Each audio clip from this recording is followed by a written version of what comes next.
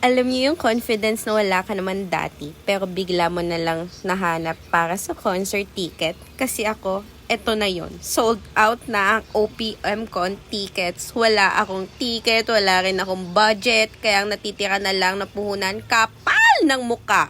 Tingnan nyo naman, nasa gitna na ako ng mall, sumasayaw, habang ang daming taong dumadaan. At oo, alam kong tinitignan nila ako. Yung iba napapangiti, yung iba natatawa, at yung iba siguro iniisip, ano bang ginagawa nito? At alam nyo kung ano nakakagulat? Hindi na ako tumigil kasi habang tumatagal, mas nawawala yung hiya. Mas lumakas yung loob at mas naging delulu ako na baka ito na ang daan papunta sa concert ticket. Hindi ko alam kung confidence pa ito o wala na talaga akong dignidad, pero isang bagay ang sigurado.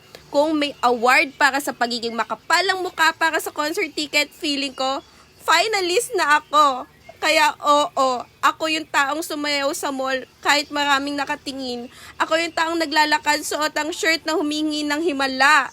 At ako yung taong hindi sumuko kahit mukhang ewan na. Kasi minsan, hindi talent ang puhunan, hindi pera, hindi connections, kundi lakas ng loob at sobrang kapal ng muka. Kaya pure gold.